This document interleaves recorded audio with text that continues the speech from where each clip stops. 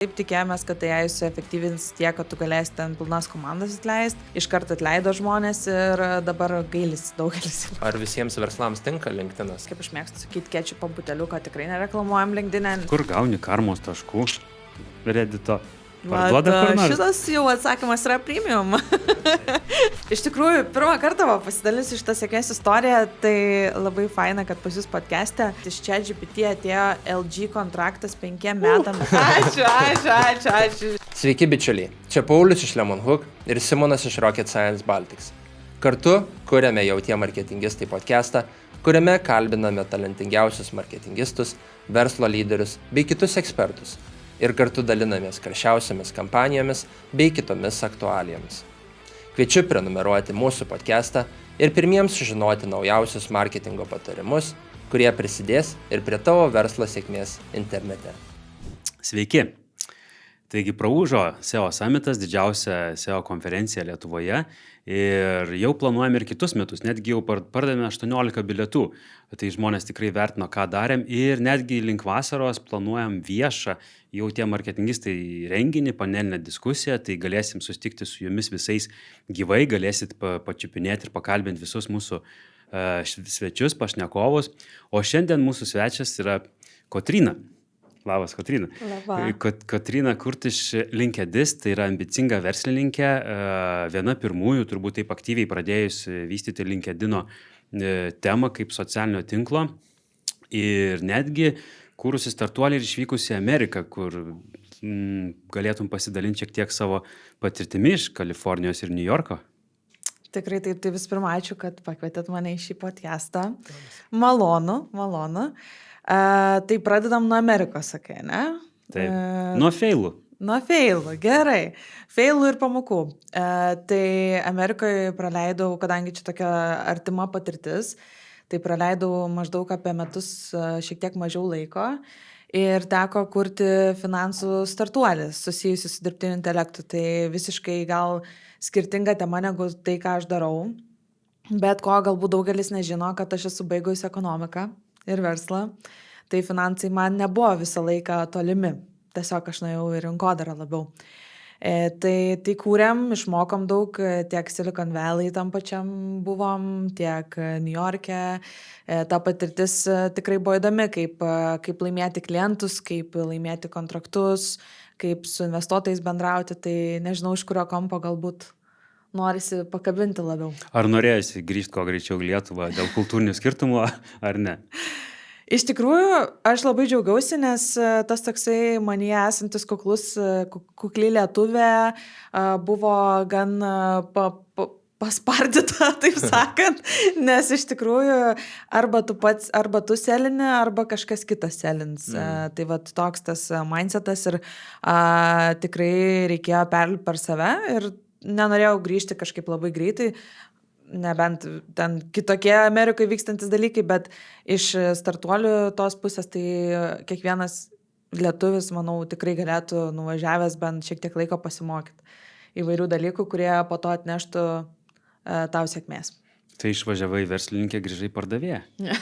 Ar atvirkščiai? Aš buvau ir pardavėja, tik grįžau dar geresnė pardavėja. Super. Kiek verslo dinamika galbūt skiriasi ir gali pasidalinti USA nuo, tarkim, to pačio Vilniaus ir Lietuvos? Kas man buvo toks įdomus skirtumas, kadangi gyvenau dviejose poliuose, tai buvo Kalifornija ir tai buvo New Yorkas, San Franciskas ir New Yorkas. Ir San Franciske, pavyzdžiui, tu labai gali įsikvėpti, labai ten yra tokia, Silicon Valley, visi svajoja daug, drąsiai, daug nori visko daryti. Ir ten tu galbūt atvažiuoji savo idėjų pasitikrinti ir su investuotojais pabendrauti, ir kažkokią gal investiciją rasti.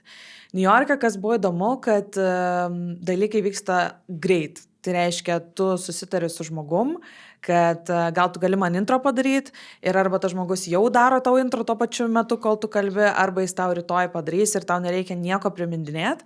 Dėl to, pavyzdžiui, dalykai pas mane New York'e vyko daug greičiau. Ir du skirtumai pagrindiniai. San Franciske visi klausia, ką tu darai ir dėl ko tu tai darai. New York'e visi klausia, kiek tu uždirbsi ir kiek tu uždirbi realiai. Tai viskas apie pinigai. Vienur pinigai, kitur prasmė, ne? Taip. O tai kur labiau patiko? Arčiau širdies? Man patiko... Ten, kur pinigai. Taip. Man patiko New York'e labiau, bet gal dėl to, kad aš mėgstu daryti dalykus ir tada, kai tu mėgsti dalykus daryti, tau patinka, kad jie vyksta greitai. O Kalifornijai patiko iš kitos pusės, iš tos gal dreamer pusės. Fun fact irgi, kad šiandienos mūsų epizodas yra numeris 22 ir prieš podcastą Kotryna irgi pasidalino, kad tavo kaip ir laimingasis skaičius 22. Neatskleiskim. Kiek jis tave persekioja per visą tavo irgi startuolių kūrimo etapus ir kitus gyvenimą? Šiaip daug persekioja, vat net ir šitam podcast'e ir pritam podcast'e, kur rašinėjau ir startuolį mes taip pavadinom ir daug ten visur tikrai tos simbolikos. Šiaip aš nesu labai ten tokia, kad tikėčiau ten per daugiausiai simbolizmų, bet kartais galbūt, kai tu, nežinau, turi tikslą, nori dar labiau įtikėti to tikslu, tu pradedi tai visur matyti, tai savotiškas toks motyvacija savo pačiam. Ok, super. Bičiuliai, šiandienos mūsų tema yra LinkedIn komunikacija. Tai fokusuojamės būtent į LinkedIn kanalą, paliesim tiek komunikaciją, tiek pardavimų galbūt sritį. Tai jeigu pradedant tada nuo tokių pirmųjų temų, tai LinkedIn kanalas daugiau turinio kanalas, pardavimų įrankis ar vis dėlto įmonės vadovo, prekės ženklo, bildinimo platforma? Manau, kad viskas viename. Iš tikrųjų nepasakyčiau, gal labiausiai sakyčiau pardavimo įrankis, man pačiai, kitiem gal įvairiai, kai kuriem gal ten rekrutmento įrankis ir taip toliau, bet jis gali būti skirtingas įrankis visiems žmonėms ir tuo pačiu manau, kad daugelis dar vis yra neatradę jo kaip pardavimų įrankio.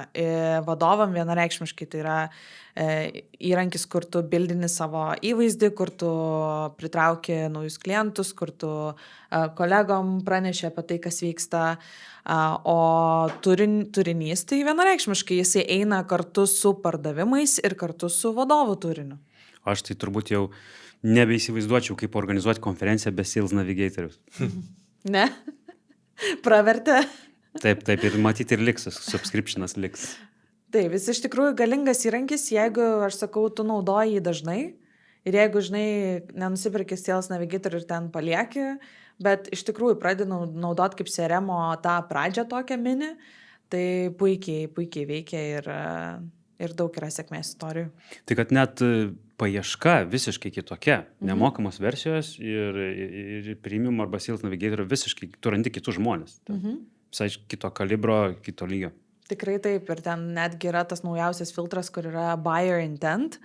Nebūtinai jisai dar taip gerai veikia, bet jisai parodo, pavyzdžiui, kurie potencialūs klientai seka tavo įmonės puslapį, apsilankia tavo profilyje ir tas leidžia šiek tiek labiau suprasti, galbūt tie žmonės jau yra pasiruošę arba susidomėję. Tai tavo ir tavo agentūros darbo didžiausią dalį sudaro kas? Ar klientų turinio kampanijos, ar pardavimų kampanijos? Tai mes su LinkedIn daugiausia fokusuojamės į inboundą. Tai realiai vėlgi tai yra labiau, kad ateitų klientai pas tave, kas reiškia, mes kuriam daug organikos ir daug organinio turinio. Ir pasakyčiau, kad 60% mūsų klientų yra tikrai turinys kiekvieną mėnesį, įvairūs brandai, tada yra reklama, kurią mes irgi administruojam ir daug dirbam su reklama. Ir tas pardavimų piltuvėlis, mes jo ne per daugiausiai liečiam iš tos outboundo pusės. Mes outreach'o savo klientam nedarom, labiau fokusuojamės į tą organinį tiek įvaizdį vadovų, rašom už vadovus Lietuvoje ir ne tik C-levelio kai kurių įmonių. Ir užsiemam turiniu pagrindę. Tai natūraliai kyla klausimas, kaip pasikeitė tavo turinio gamybos procesas per pastarosius 2 metus? Tikrai sakyčiau, kad tam tikri žingsniai, kuriuos mes darom, tai pavyzdžiui, jeigu tu kuri turinį ir darai idėjas iš pradžių strategiją, tikrai patobulėjo dėl to, kad dabar mes jau galim pasitelkti gerus promptus, gerus įrankius ir tuos žingsnius automatizuoti. Ne? Arba, tarkim, project manageriui nebereikia tiek daug įdėti į darbo į tai. Tai atsirado daugiau kūrybingumo, kai kurie procesai sutrumpėjo, Kai kur, pavyzdžiui, copywriting'e, tarkim, rašant straipsnį, tu jau jo visiškai niekada beveik nepradėsi nuo nulio pats. Tu turėsi gerą promptą ir pradėsi nuo to. Tai sutrumpėjo, suefektyvėjo darbas, sakyčiau. Ir pusę darbuotojų atleidai? Ne, vat Ar neseniai... kaip tik padidinai? Padidėjo, iš tikrųjų, kad kaip nekeista būtų, padidėjo komanda per paskutinius metus 2. Bet kas vat, su tais atleidimais, aš kaip tik esu vakar žiūrėjus ne podcastą, bet tokį žinių epizodą, tai irgi Amerikai dabar ir ne tik daugelis tyliai sugrįžta prie tų žmonių, kuriuos atleido. Tai vėlgi vyksta to tokia tyli sugrąžinimo žmonių akcija, nes jo taip tikėjomės, kad tai suefektyvins tiek, kad tu galėsi ten pilnas komandas atleisti, iš karto atleido žmonės ir dabar gailis daugelis jau. Paskubėjo galimai. Paskubėjo. Mes irgi neseniai turėjom pokalbį su stipriu programuotoju labai, kad jau dabar yra metas, kai tu gali žengti pusę kojos. Jeigu tu žengiai prieš metus, tai buvo per anksti, po metų turbūt bus jau per vėlu, bet dabar tas metas, kai jau tu privalai taikyti agentus turbūt visose srityse. AI agentus, taip? Taip. Okay. Nu, tai... Slaptuosius. Ką įgalina tie AI agentai, pavyzdžiui, jūsų keisų arba LinkedIn? Oi, tai įvairiai. Pavyzdžiui, reminderiai įvairūs, tada, tarkim, išsiuntinėjimai laiškų, žinučių, tuo pačiu informacijos radimas, researchas, tas pats. Kol kas dar dizainų nedaro, nes ten vėlgi labai yra jautrus aspektas kiekvieno prekės ženklo, bet kas liečia copy, tikrai padeda. Tikrai. O ką naudojat, cloudą kokį ar kažkokį kitą įrankį? Įvairiai, tai mes dabar eksperimentuojam su N8, su Claude, su Claude Skills, tai va įvairiai. Įvairiai. Turim ir Perplexity premium, ir ChatGPT, tai visus beveik turim. Tų įrankių turbūt kaita tokia, kad portfolio toks didelis ir tu viso pabandai ir kiekvienas turi savo kampą, kuris vienur ir kitur geresnis. Man kaip vadoviai yra labai sunkus toks strateginis momentas, dėl to, kad tu bandai nuspręsti, kad tu su šitu įrankiu eisi full on ir tu perki kažkokią subscriptioną, ne? Bet tada ateina kitas įrankis ir sako, o mes dabar esam geriausi. Ir tada tu vėl galvoji, tai okay, aš čia ką tik su ChatGPT kaip ir viską sudėliau, bet dabar jau reikia eiti Claude'ą, nes Claude'as ten pagerėjo ir ten turi tos Claude Skills, ne? Sudėliojusi Claude'o, tai Perplexity dabar, Perplexity Enterprise žiauriai gerai daro research. Nu ir va taip iš tos tokios decision makingo pusės labai sunku nuspręsti, su kuriuo AI įrankiu tu liksi ilgam, nes jie kažkaip neturi to ilgalaikio užsiliekamumo, nes jie labai keičiasi. Tai galbūt tada tu, galima sakyti, atlieki tą darbą už savo klientus, kad jiem nereiktų visame tame, jie gali fokusuotis į tai, ką jie daro geriausiai, štai ko uždirba pinigus, o tu pasiemi tą dalį. Tai vat, norėtųsi, kad šitas epizodas turėtų tos praktinės naudos, ne, klausytam ir žiūrovam, tai kaip pradėti sėkmingai įmoniai ten prisijaukinti tą LinkedIną kaip socialinį tinklą ar pardavimų kanalą, tai kokie tie turėtų būti pirmieji žingsniai, ar iš karto pulti samdyti agentūrą, ar freelancerį, ar kažką viduj daryti, žinai, nes turbūt daug įmonių jau turi kažkokios patirties, bet jinai labai kukli, neturi to proceso, tu tame verdi kasdieną, ne? Tai vat, kas galėtų būti tas patarimas. Ir dar čia turbūt pridėčiau, ar visiems verslams tinka LinkedInas, ar tik tais B2B, žinai. Tai tikrai didžiai daliai verslų LinkedInas gali padėti. Jeigu tai yra B2C, dažniausiai tai nebūna tiesioginė reklama produkto, kaip aš mėgstu sakyti, kečupo buteliuką tikrai nereklamuojam LinkedIn'e su akcija ant jo, bet tai gali būti, pavyzdžiui, Maximos kokios atveju, tai gali būti darbuotojų pritraukimo platforma, ne? B2B verslams tai vienareikšmiškai yra pardavimams, tad klaustuko kažkokio ir nekyla. Tai čia atsakant į tą klausimą. Na, o nuo ko pradėti? Tai dažniausiai, jeigu resursų komandoje nėra, sakykime, nėra rinkodaros žmogaus, galima dirbti su freelanceriais arba galima dirbti su agentūrom. Jeigu įmonė labai maža ir, sakykime, maži biudžetai, tikriausiai agentūra bus kažkiek aukščiau tos kartelės, tai daugelis pradeda su freelancerių paslaugom. Po to tos vidutinės įmonės, kur turi po vieną žmogų, tarkim, rinkodarai dažniausiai ateina pas mus, arba bando vėlgi patys darytis irgi. O jau tos korporatyvai, tai irgi įvairiai. Dirbam ir su korporatyvais, kurie, tarkim, turi vietinių kažkokių tai departamento, ne? Irgi padedam. Bet nuo ko pradėti, tai tiesiog nuo strategijos, ką mes norim su to LinkedIn nuveikti. Tai nepadaryti iš karto pirmąjį postą turinį vienetą, kad pas mus dirba Petras, jis yra patenkintas 25 metai. Tai jeigu Petras atneš daug laikų, tai žinoma. Jeigu Petras yra žinomas LinkedIn'e, tai drąsiai. Bet net ir padarius tą postą, vis tiek reikėtų atsisėsti ir pagalvoti, tai kokia vis dėlto, žinai, yra ta strategija. Ir tada jau susikurti turinio planą, puikiai gali irgi jai įrankiai padėti su tuo. Ir pradėti kurti turinį. Tai čia toks bazinis, žinai, įsivažiavimas, nuo kurio galima pradėti. Nu tai va, klausyk, tai įdėjau dabar postą, nu ir nėra ten jokių laikų, jokių reakcijų ir ką daryti toliau? Toliau reikėtų padaryti grupę su kolegom, kur kiekvieną kartą, kai yra įkeliamas įrašas, jūs galite nusiųsti ir kolegos sulaikina. Tai jau tada būtų pati tokia pradžia, kur bent jau ne 0, o tiek kiek kolegų. Tai čia toksai juokas, bet ne juokas. Na, o po to, tai kaip kviesti followerius.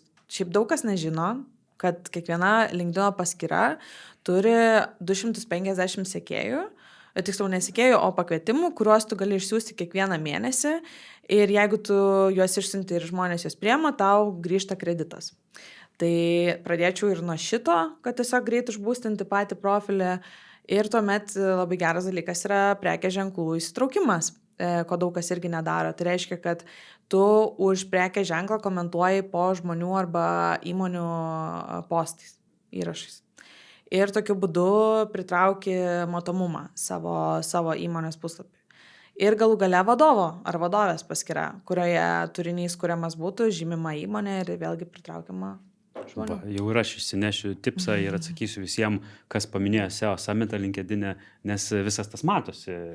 Galiu visiems atsakyti, padėkoti. Man tai trūko tavo komentaro ten po mano įrašu, jeigu ką. Iš vis kažkaip mūsų, matai, čia gal suveikia tas. Aš buvau pasinėręs į networkingą, o mūsų kolektyvas į Facebooką ir Instagramą ir paskui, kai turėjom aptarimą ofise, tai LinkedIn'ą, tai mes svarbiausią kanalą pamiršom, žinai. Tai kitais metais jau išmoksim šitą pamoką. O kaip gimsta strategija? Kaip gimsta strategija? Ir dar strategijų turbūt ICP, kaip susikurti tą ideal customer profile galėtum pasidalinti. Tai ICP dažniausiai atneša pats klientas, jie ten būna kažkokie jau turi, kad susidėlioja. Jeigu ne, tai mes tiesiog išsiklausinėjom, kam parduodat, kiek parduodat, kaip iki šiol ir taip toliau. Ir apsibrėžiam, o strategija tai dažniausiai viduj komandai žmonės, kurie dirba su strategija, ją sudėlioja pagal kliento tikslus. Vėlgi, tu visą laiką, kad ir ką darai, kaip aš sakau, eini į sporto klubą, augini raumenį, turi kažkokį tikslą ir stiprini save, tai taip pat ir savo LinkedIn profilį. Jeigu tu nori tikrai turėti kažkokią tai outcome, rezultatą, tau reikia užsibrėžti tikslą. Tai įmonės paskyroje mes ir užsibrėžiam, 5000 sekėjų iki metų galo. Kaip mes pasieksim? Turim 500. Nu gerai, darysim ten turinį, gerai, organika, super, bet neišvažiuos tiek. Gerai, seksim ten, kviesim sekėjus. Gerai, kas dar? Vadinasi, jeigu nepasieksim iki vasaros vidurio, reikia leisti reklamą. Kokią reklamą? Na ir va taip dėlioji. O tai ką darai tada su tokiais klientais, kur sako, noriu 50 pardavimų, turiu 2000 eurų? Dar čia buvo klausimas. Jo, su tokiais atvejais pabandau tokiam klientui pasakyti, kokia yra realybė. Visų pirma. Visų antra, jeigu labai yra neatitikimas situacijos, tai tiesiog gal parekomenduoju su kokia kita agentūra pabendrauti, kurie labiau fokusuojasi į leadsus. Bet labai priklauso, žinai, nes realiai per reklamą tu irgi gali leadsų atsivesti ir tu gali irgi daryti lead geną, bet labai viskas priklauso nuo to, ar žinomas prekės ženklas ar ne. Nežinomas, vadinasi, reikės daugiau pinigų ir kaštų reklamai skleisti pradžioj. Žinomas brandas, gal tada su tais 2000 mes iš tikrųjų ir galim kažkiek tų pasiekti potencialių registracijų, ne, klientų. Tai daug tokių niuansų yra, kuriuos reikia apsvarstyti. O Dar tas prieky. rezultato matavimas, ane, kaip jisai vyksta, kuo jisai skiriasi, tarkim, nuo Google Ads, Facebook Ads, žinai, ir ten newsletterio. Reklamai, gerai, pradėsiu nuo organikos. Tai organikoje matuojam daugiausiai impressions, kiek peržiūrų, laikai irgi yra svarbu, bet ne tiek, ir tada komentarai, nes komentarų irgi gan svarbu gauti. Ryšierai dar taip pat yra. Ir kiek šiaip paskiroj yra paspaudimų į svetainę. Nes klientui vis tiek rūpi, kad eitų srautas, ne, kažkoks iš LinkedIn. Kas liečia reklamą, mes vis tiek matuojam labiausiai cost per lead arba cost per click. Tai vėlgi bandom numušti, tikrai turim kampanijų, kur, sakykime, mūsų cost per click ten Facebooko kaina yra. Tai labai priklauso irgi nuo šalies, nuo regiono, kiek kainuoja. Bet maždaug tą ir matuojam pagrindę. Cost per click, cost per lead. O organikoje lydus, inboundus, diemus kažkokius matuojat? Ar tik tais per reklamą? Organikoje mes tikrai matuojam dar tokį dalyką, kadangi žmonės gali ateiti į įmonės paskyrą ir taip pat užpildyti formą. Tai matuojam ir tokius sign-upus, matuojam tos vizitus į svetainę ir, pavyzdžiui, jeigu dirbam su vadovu ar vadove, tai matuojam tas tokias potential opportunities, kaip mes vadinam, tai tenais būna, pavyzdžiui, kiek žurnalistų parašė tau, kad duotum interviu, kiek renginių pakvietimų gavai, nes, tarkim, žmonės pradeda kviesti po truputį tada jau renginius kalbėt, kiek klientų, tarkim, parašė potencialių ir taip toliau, ir taip toliau. Tai tą tikrai irgi bandom, bet tai yra sunkiau matuojama, nes mes realiai turim tiesiog pasitikėti klientų ir klausti visą laiką, žinai. Taip, sukurti organišką turinį yra brangu, reikia eksperto, ne, ir reikia ir vizualo kažkokio. Ir kiek tas turinys gyvuoja LinkedIn organiškai, nes aš pastebėjau, kad, tarkim, Facebook'e tas postas gali gyvuoti 1-2 dienas, bet LinkedIn aš net gaunu ir 3-4 savaičių iššoksta ant sienos, ne, įrašai, ir kurie būna irgi visai įdomus ar vertingi. Tai kažkaip šitą pastebėjai skirtumą tarp socialinių tinklų? Tikrai taip. Ir pavyzdžiui, kuomet kitos tinkluose tikrai labai trumpai gyvuoja įrašai, LinkedIn'e ypač nuo pritos vasaros, nes jie pakeitė šiek tiek algoritmą, tai jie gyvuoja daug ilgiau. Ir dabar, kaip ir tu sakai, yra tas toksai, kur išmeta po 2 savaičių, po 2 dienų, tikrai daug ilgiau gyvenantis turinys. Ir jeigu tą turinį po 2 dienų vėl kažkoks influenceris, sakykime, palaikina, kuris turi daug žmonių, vėl tas turinys gali išsibūstinti, ko, pavyzdžiui, kitose platformose tu niekada nepamatytum tokiu būdu, nebent kažkoks būtų ryšieras. Tai tas yra svarbu. Kitas dalykas, pats turinys, šiaip postai nėra indeksuojami, bet LinkedIn straipsniai yra Google indeksuojami. Tai tas yra irgi smagu, nes nors ir straipsnis yra gal ne tiek viral turinys, ne tiek trendinantis, bet jisai vis tiek susilaukia matomumo ilgoj perspektyvai. Tada gali būti keletą mėnesių, gali būti pusę metų, kad eina tos peržiūros, nes tiesiog Google indeksuoja. O kaip yra su tais hashtagais, mentionais ir linko įdėjimais, žinai, tenais ten ar postą, ar komentarį, nes, pavyzdžiui, vakar įdėjau postą vakare apie tai, kad dalyvausiu, iš tikrųjų įdėjau ryte, kad dalyvausiu Brighton SEO ir užtaginau už tą konferenciją ir jau man visą dieną ėjo kitų žmonių, kuriuos net arba turiu jos kontaktuose, arba neturiu, arba jos followinu, postai, kad jie irgi dalyvaus tame renginyje. Tai vat kaip veikia ta visa mechanika LinkedIn? Tai algoritmas tikrai turi daug įvairių niuansų. Vienas iš jų tai taip, jeigu tu kažkur pasižymi, kad vyksi, tau natūraliai iš karto pradeda rodyti daugiau to turinio, kuris yra susietas su tuo renginiu. Kaip ir, pavyzdžiui... Ir čia tada mentionas suveikia, ne? Ne hashtagas, ne linkas, o mentionas. Tas pats buvo ir su SEO Summit, kad aš irgi pradėjau matyti daugiau turinio, pavyzdžiui, tuo metu, kai vyko. Nes tu pati pasidalinai, ne? Tai reiškia, kritinis dalykas yra turėti... Vat vėl čia ar įmonės paskyrą, ar renginio paskyrą, kiek tų paskyrų, bet reiškia, čia pats pirmas kritinis žingsnis turėti paskyrą ir kad galima būtų ją užtaginti kaip mentioną, ne? Tada bet ką darant. Taip. Ir dar ypač gerai, jeigu iš tos paskyros tada dar yra ir palaikinama, pakomentuojama po žmonių įrašais, tai dar labiau Aš jau žinau, ką sustiprina. šiandien veiksiu. Šiandien reikės sukurti LinkedIną, jau tie marketingistai, neturim dar puslapio. Kad O, siaube. Klausykit, taigi mes dalinsimės Kotryna, kaip LinkedIn'e, dalinsis, tai nu? iki tol mes turim būtinai turėti. Per pietus bus, galėsit jau followinti. Kai klausysit jau following, eikit tiesiai iš karto. Tai žodžiu, jo, tai tą reikia pasidaryti, o daugiau tai hashtagai jie nebelabai yra reikšmingi, net neša ten kažkokią papildomą būsto, jie tik tai galbūt randamumui. Nu, pavyzdžiui, jeigu, tarkim, yra kažkoks konferencijos hashtagas ir, sakykime, tu po to nori visus įrašus pažiūrėti, tai ten gali paspausti ant jo ar nueiti. Bet matomumo kažkokio ten nieko Labiau tikrai kaip neprideda. filtras, ne? Kaip filtras, jo. O taginimą aptariam, tai... Linko tada įdėjimas. Linko įdėjimas, jo. Šiaip dabar mes pastebėjom, kad ypač įmonių paskyrose kaip ir nebemuša tiek daug per peržiūras, kad įdedi linką į patį įrašą, bet asmeninėse aš vis dar postose privengiu, tai dažniausiai keliu į komentarą. Nors manau, kad irgi pasikeis greitų metų, kad viskas bus ok. Bet skamba šiek tiek nelogiškai iš socialinio tinklo prizmės, nes vis tiek bet kuris socialinis tinklas yra suinteresuotas, kad tu praleistum kuo daugiau jame laiko. Tai tu manai, kad šitą ribojimą nuims? Aš manau, kad tiesiog LinkedInas bando įvairiai kovoti su tuo. Pavyzdžiui, vienu metu praeitais metais visi tie komentarai, kurie turėdavo linką, jie būdavo haidinami LinkedIno. Tai, pavyzdžiui, tu nueidavai prie posto, tu ieškodavai to komentaro ir jo nerodo, bet rodo, kad yra vienas komentaras, bet jo nėra. Ir tada tu turėdavai paspausti show all, ten mažiuką tokį mygtuką, ir tada pamatydavai tą komentarą su nuoroda, bet žmonės tikrai neis ir nespaus, neieškos. Tai LinkedInas bandė taip sukovot, dabar jau kaip ir išėmė vėl tą baną.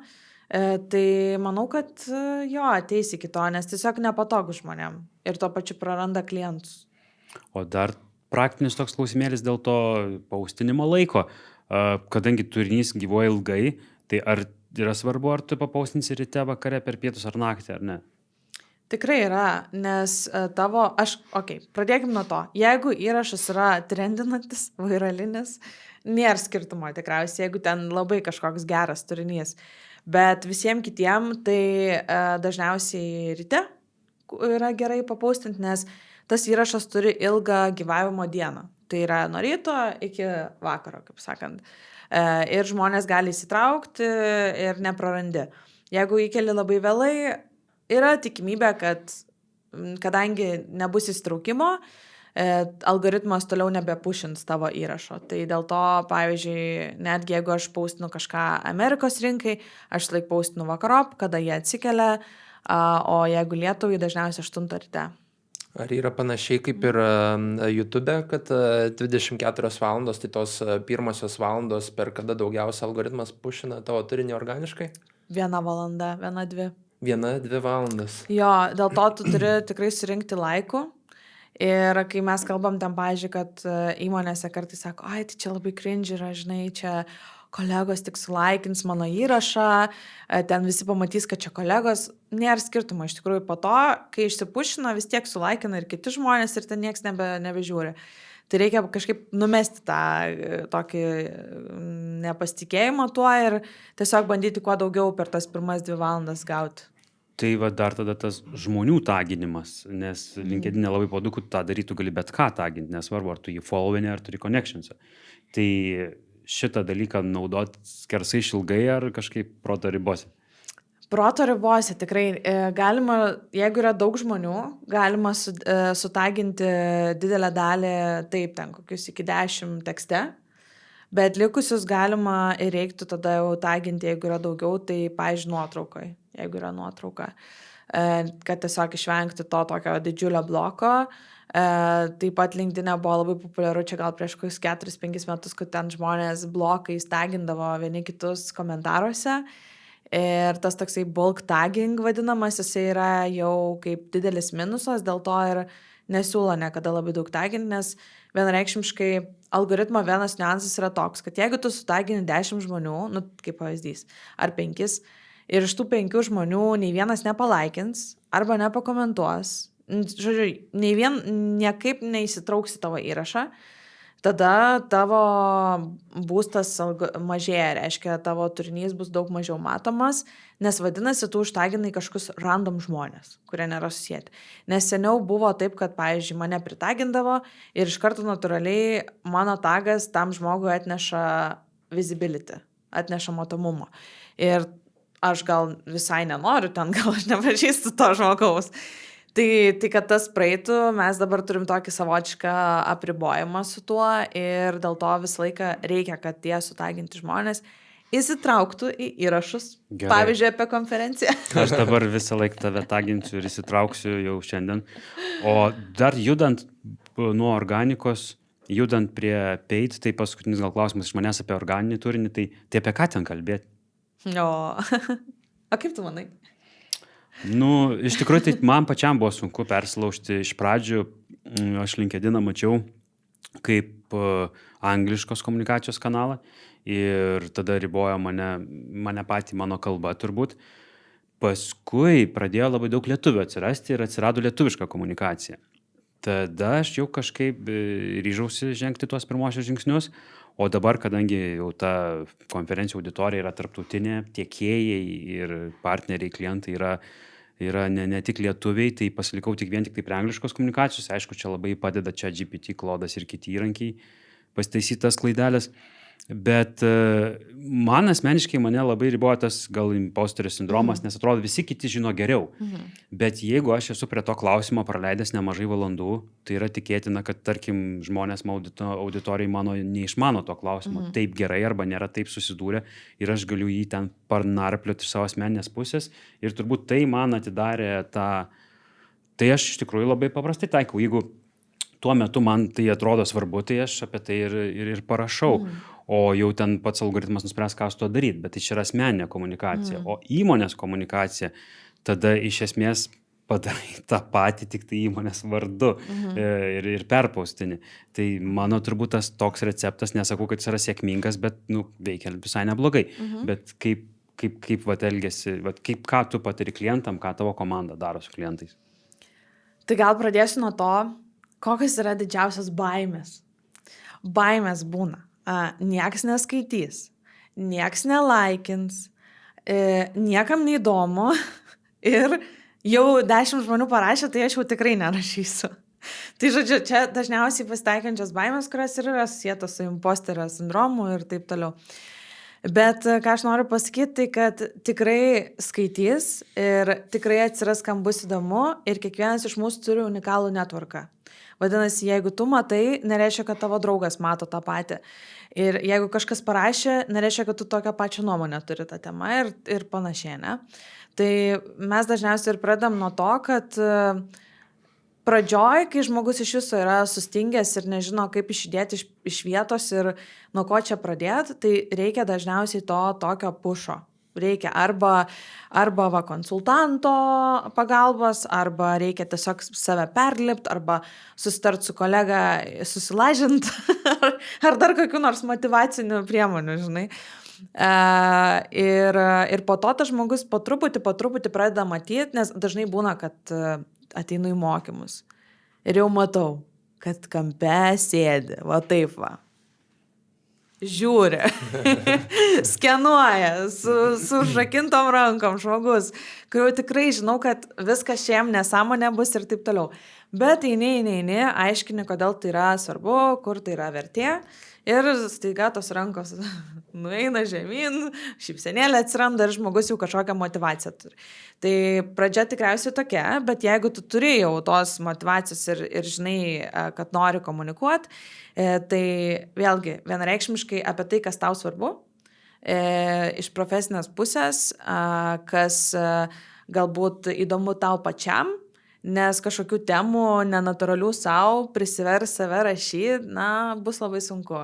Taip mes galim šiek tiek ir būna kartais, kad, pavyzdžiui, aš turiu kažką iškomunikuoti, gal tai nėra mano ten labai passiontas ta tema, bet aš žinau, kad svarbu arba susitarimas, ne kažkoks. Bet visas kitas temas visą laiką aš vis tiek rašau tai, kuo įsikvepiu, ką matau, kur einu į kokius renginius, ką skaitau galų gale, gal matau, kad kažkoks pokytis vyksta industrijoje, gal taip pat pagalvoju, kad, pavyzdžiui, manęs kažkas paklausė, ne, vat, sako, kaip tu pradėtum tą strategiją, galvoju, paklausė 5 žmonės, matyt, yra ir daugiau žmonių, kurie norėtų atsakymo, tai tada apie tai ir parašau, tai tiesiog mes turim tapti LinkedIną, kai rašai LinkedIno turinį, tu tampi savotiškai tokiu idėjų kolekcionieriam, nes jos šį visą laiką yra aplink tave, tik tai tau reikia jas nepamiršti užsirašyti ir atsiminti. O kuo skiriasi asmens ir prekės ženklo komunikacija LinkedIn? Asmens, tai gerai, prekės ženklo gan paprastai, prekės ženklo komunikacija turi vėlgi darbuotojų pritraukimas arba produktų paslaugų reklama ir kelis ten dar įvairius įmonės tikslus.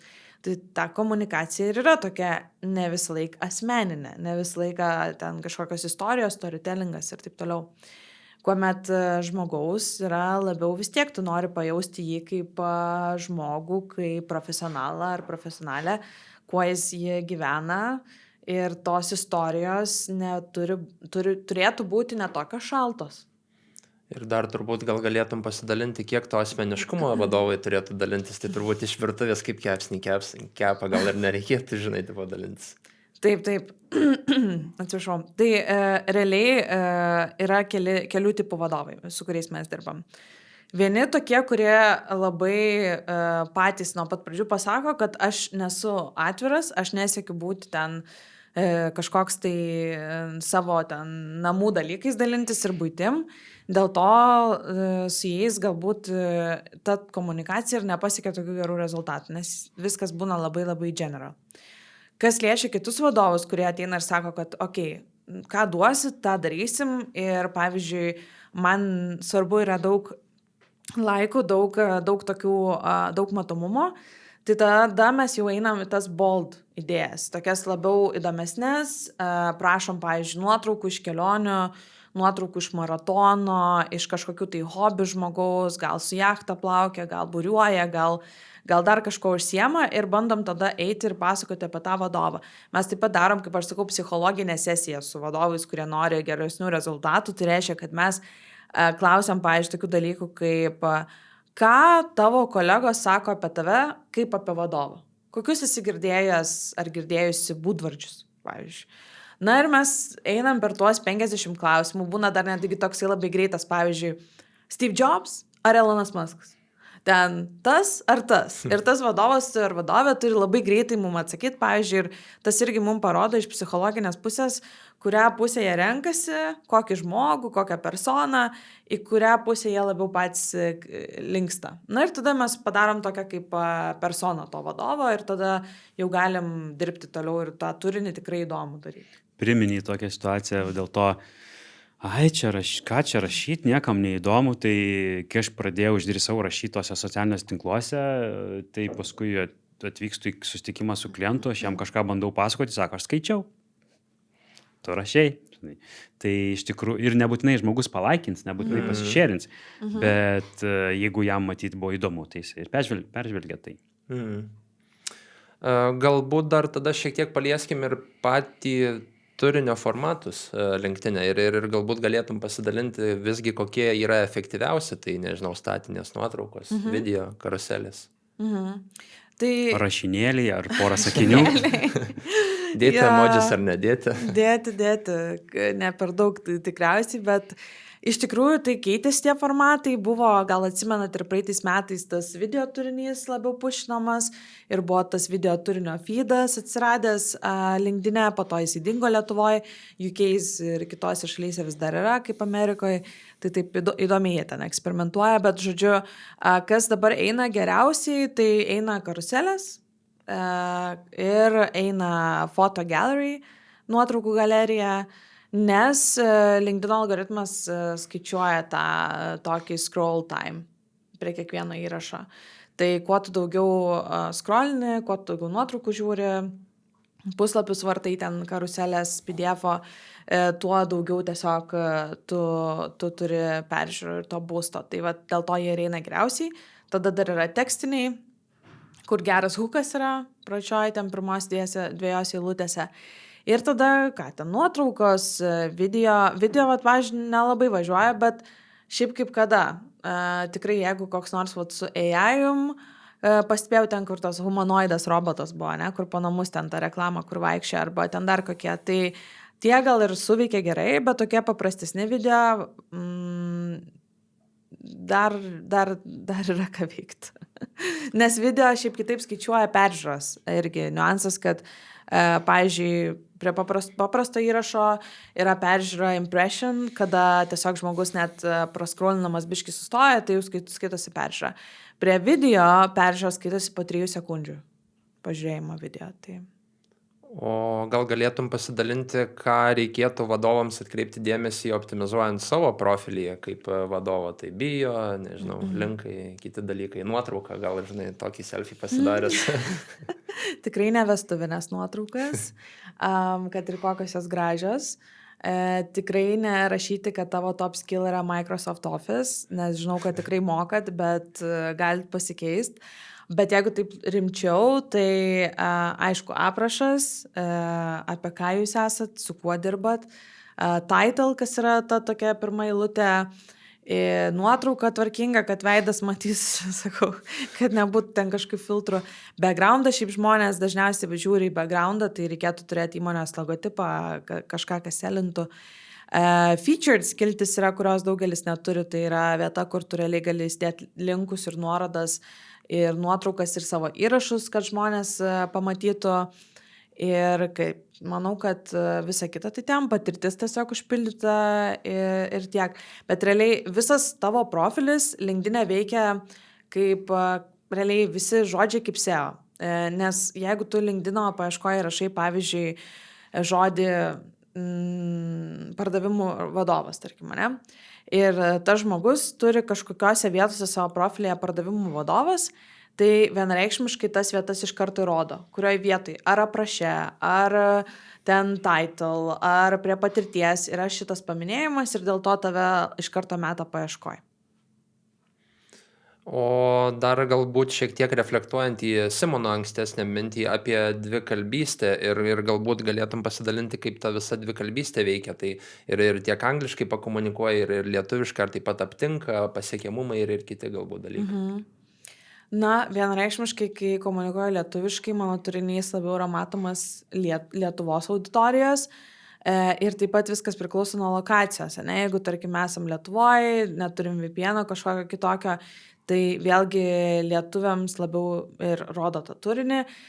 Jeigu esi kitoj šalyje, paaiškiai, gyvenu Amerikoje, natūraliai iš karto lietuviai daug mažiau mano turinio matė, amerikiečiai daug daugiau, tai va tas yra su lokacija niuansas. Su kalba, tai vėlgi, Lietuvoje nėra tiek daug tų turinio kūrėjų lietuviškai.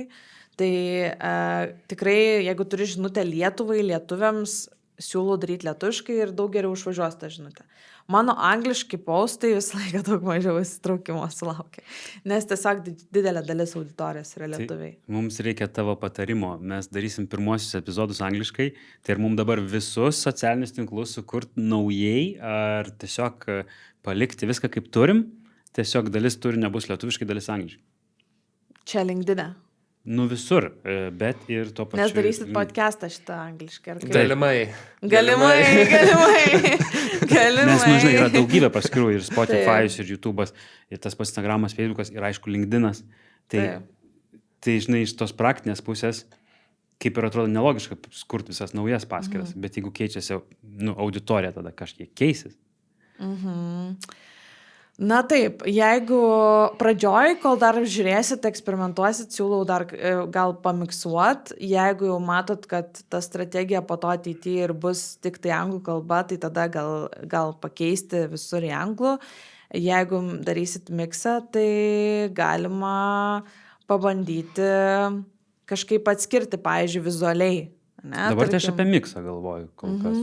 Prasitestuoti gal. Uždaryti vienus raudonus, kitus žalius. Nu, vat kažkokį atrasti tą kampą, kuris nespaudžiant net video, tau iš karto galvoj, akyse identifikuoja, kad čia vat yra toks, o čia vat yra toks. Ne? Tai aš galbūt eičiau per dizainą, kad neprisidaryti savo daugiau darbo su paskyrom. Jeigu turit resursų, vienareikšmiškai skirtingos paskyros, bet tada reikės visos auginti.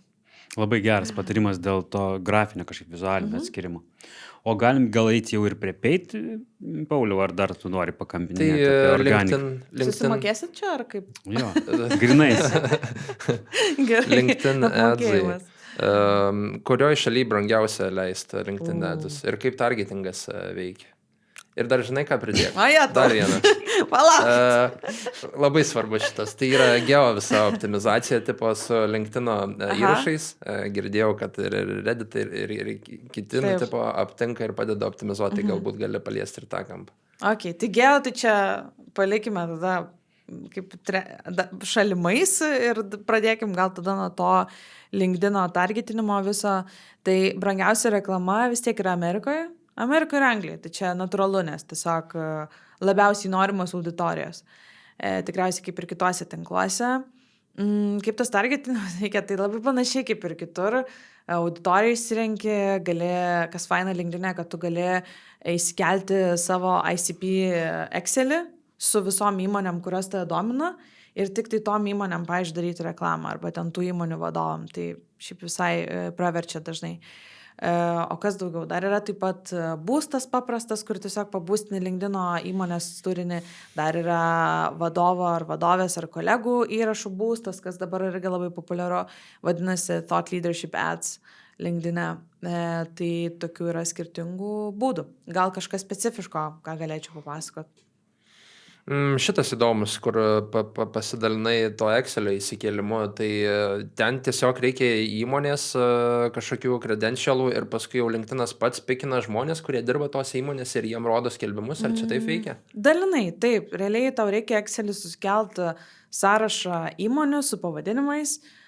Gali būti ir žmonės prie jų, gali būti tiesiog įmonių pavadinimai, jų reikia turėti minimum 300. Ir tada įkeli į campaign managerį LinkedIn'e ir realiai tau per vieną parą sugeneruoja matchus. Tai randa tas įmonės ir žmonės tų įmonių. Ir tada jau tu ten gali pasifiltruoti, kad iš tų įmonių, vat, pavyzdžiui, tu nori tik tai senior žmonių ir tik tai iš rinkodaros departamento. Ir turi labai puikią nuostabią specifinę auditoriją, kuri yra labai labai targeted. Tai... O kaip tada su auditorijos dydžiu ir biudžetu? Žinai, ar jo užteks, ar juos tada tas bus labai frequency, tas dažnumas reklamos rodymas labai didelis. Kaip va čia tada viskas veikia? Tai priklauso kur ta reklama, bet sakykime Europoje, kad taip įsivaizduot, maždaug už kokius 400 eurų mes galim pasiekti apie iki 10 000 impresijų per visą reklamos kampaniją. Tai nuo to tada tu ir skaičiuoji, kiek tu turi biudžeto, kiek tu žmonių nori pasiekti ir kur jie gyvena, ar Vilniuje, ar Berlyne, ar Londone. Tai čia gaunasi 40 eurų už CPM, už 1000. Taip, panašiai.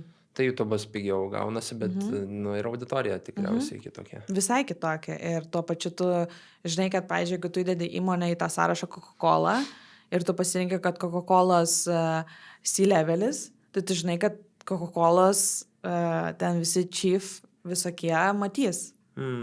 O ne bet kokie žmonės su bet kokiom paskirom. Nu tai va, Pauliau, apsirašinėsim personą ir pirksim Jautėm reklamą. Taikysimės į ką? Kokias įmonės? Pasikonsultuosim su Kotryna. Drąsiai. Pirksim strateginę sesiją. Strateginė sesija. Drąsiai. Okay. Tai gal tada dar gali pasidalinti tą kitų kampų, kaip ta visa LinkedIn įrašų strategijos komunikacija optimizuojant geo, tai ChatGPT ir kitiem LLMs. Čia tai labai šiaip įdomu, kadangi mes jau su tuo dirbam dabar, jau bus metai laiko, tai nedaug. Bet mums labai patinka ir sekasi su klientais. Tai kaip LinkedInas kontributina į tą visą GEO, tai jisai, sakau, neindeksuoja pačių įrašų, bet turinys vis tiek yra skreipinamas LinkedIno. Tai ta informacija jinai yra kolektinama, jinai yra renkama. Realiai visi įrašai, tai ką mes rašom. Pavyzdžiui, būna, kad aš darau užklausą ir viską, ypač Perplexity, pavyzdžiui, gali viską apie mano profilį LinkedIno pasakyti. ką aš ten esu pasirašęs, kur esu pasirašęs, kiek jau ten muzikos mokyklą ten kažkokią. Žodžiu, LinkedInas neriboja krolerių, botų visų. Nu, tarsi, manau, kad riboja, gal sako, kad riboja, bet, žinai, apėjimas būna ir tiek.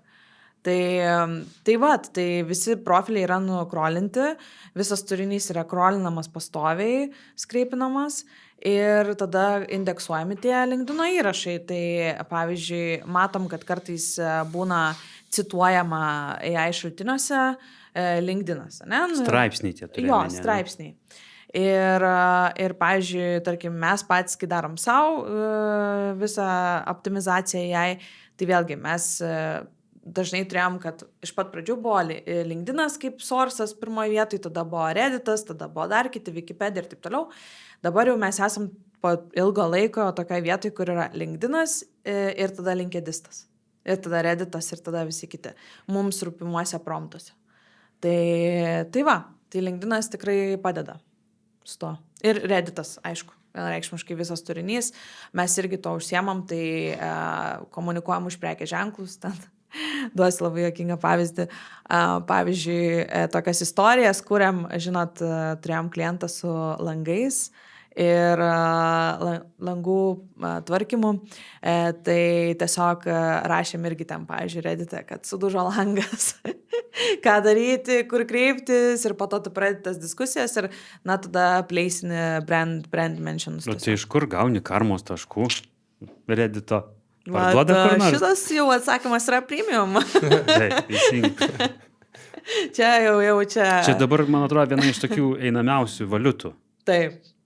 Sakyčiau, kad taip, nes geri akauntai, jų nėra daug. Aišku, tu gali juos pirkti, bet vėlgi ten irgi nebūtinai tavęs ten neužblokuos ir taip toliau. Tai tu turi labai atsargiai elgtis.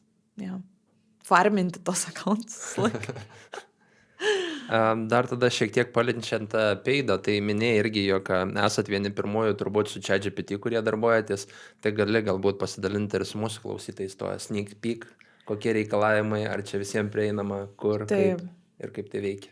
Tai dar nėra tos prieigos, mes esam aplikavę į agentūrinį tą Access, kurį jie paskelbė, kur tiesiog agentūros gali sign upinti. Tai mes tiesiog laukiam, nes dabar daugiausia eksperimentų vyksta Amerikoje. Jau yra tų adsų, kurio žmonės mato ir jie yra tiesiog labai specifiški. Tai ten būna ar viešbutis. Šiaip daugiausia brandų, kurie dabar eksperimentavo jau su ChatGPT adsais, tai buvo e-commerce'as arba buvo kažkokie tai viešbučiai arba dar kažkas. Tai kas yra įdomu, tai kad tai ateis ir į Lietuvą tikrai ir maždaug kainuos apie panašiai kaip LinkedInas. Tai nebus tikrai pigu, bet bus super targeted. Ir labai įdomus dalykas yra toks, kad kaip čia pasakius, vienas AI lydas atėjęs pas tave yra lygus 5 lydsam ne iš AI. Tai reiškia, kad tas AI lydsas turi daug didesnį svorį ir tau kaip verslui yra jau šalia tos konversijos, negu tie, kur ateina, nežinau, galėtų būti iš paprastos. Čia jau turėsi pagrįst šaltiniais, nes kol kas internetas rėkoja tai, kad srautas iš tų chatbotų labiau linkęs konvertuoti nuo 2 iki 4 kartų. Aš galiu, pavyzdžiui, pasidalinti iš savo patirties tuom. Ir aš iš tikrųjų pirmą kartą pasidalinsiu šitą sėkmės istoriją, tai labai faina, kad pas jūs podcast'e. Mes daug turim, kur ateina dabar iš Amerikos, iš Vokietijos, iš Ispanijos, tų lydsų, kurie randa mus per ChatGPT arba per Perplexity. Ir aišku, tas srautas pradėjo generuotis, mes buvom visiškai mind blown iš pradžių, kaip pradėjo tas užsisukti. Ir prieš 3 mėnesius mums parašė LG Vokietija. Ir kaip jūs manot, pavyzdžiui, kiek reikėtų pinigų ar connectionų ar kažko pritraukti tokio dydžio klientą kaip LG Vokietija, kuris managina visą LG Europos rinkodarą ir socialinius tinklus. Ir atėjo tas marketingo vadovas, mes pradėjom kalbėtis ir one thing led to another ir mes paskutinius 2,5 mėnesį ėjom pro procuremento konkursą 5 metų kontraktui su LG. Ir mes jį laimėjom. Sveikinam. Ačiū. Iš tikrųjų, neįkainojama patirtis. Mes konkuravom su 2 vokiečių agentūrom ir buvom jau paskutinėse fazėse 3 agentūros. Ir mes tokie random, žinai. Tokie visiškai, ta prasme, iš kur mes čia, iš kažkokio ChatGPT surasti. Bet mes darėm gerai tas užduotis, viską ėjom tolien. Ir dabar, vat, kaip tu žiūri į šitą visą kelią, kad iš ChatGPT atėjo LG kontraktas 5 metam dirbti su visa LG ten B2B produktų komunikacija LinkedIn'e. Kontraktas irgi sumos neminėsiu, bet didelis.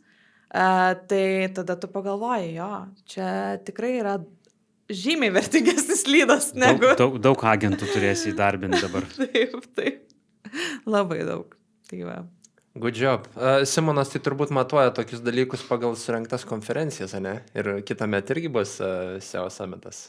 Bus, aš matuoju mūsų podcast'o laiką, dabar matau 3 minutės. Ar bus dar klausimų iš tavo pusės? Ne, viskas. Ok. Tai pabaigai mes turim tą tokią blitz klausimynų rubriką. Kurių klausimų nežinai. Tai Muskas ar Jobsas? Va tokie klausimai, žinok, nuo A iki Z. Važiuojam. Ok, tai prašysiu tavęs tada trumpų atsakymų, kokia pirma mintis šauna į galvą, dalinkis ir viskas. Karšta.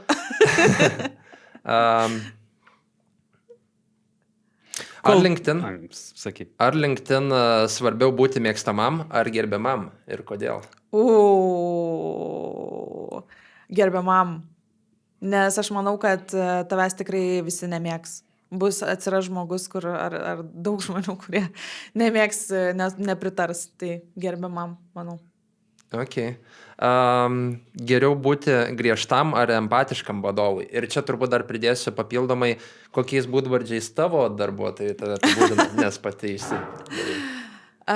Skirtingi laikotarpiai reikalauja skirtingų priemonių, arba morkos, arba ne, bet šiaip iš tikrųjų, jeigu taip paprastai, tai nei tas, žinai, aš mėgstu žodį teisingam vadovui, nes empatiškas vienas polis, griežtas kitas polis, o teisingas, aš noriu būti vis laik teisinga vadovė. Ir empatiška, bet ir tokia, kuri jeigu pamato nesąmonę, pasako. Tik viena bėda, kad teisingumas yra subjektyvu, neobjektyvu. Irgi yra tiesos. Tai teisingam taip, kaip tau tuo metu atrodo vadovui. O siaubė. Čia išsisukai kaip reikiant. Aš viliuosi, kad tavo darbuotojai tokiais būdvardžiais Aš viliuosi. Tave ir apibūdina. Ir pabaigai tada, jeigu reikėtų pasirinkti tik vieną iš 2, ką rinktumės ir kodėl, tai stiprų personal brandingą ar stiprų produktą? Vėl čia šoviai tokį. Stiprų personal brandingą ar stiprų produktą, ne? Žinai ką, stiprų personal brandingą dėl to, kad produktą parduosiu su tuo. Produktai miršta greičiau. Ir šūdina produktą gali parduoti su geru brandingu. Paskutinis vis dėlto klausimas iš manęs, tai asmeninis, tai kokį vaidmenį tavo gyvenime vaidina menas? Didelė. Neišsiplėsk. Gerai, greitai. Tai mano mama menininkė. Menas man yra vieta, kur aš atsipalaiduoju ir kuriame aš jaučiu, kad mano galva atsijungia, kaip ir sporte, taip ir mene, visai kitas pasaulis. Ir nėra tiek daug strategavimo, nėra tiek daug taisyklių. Dėl to menas, tu gali mene būti visoks, bet koks. Tai manau, kad daugelis tikrai patarimas, jeigu vis dar ieško to, kas jums leistų atsikvėpti, tai menas galėtų irgi būti viena iš tų vietų.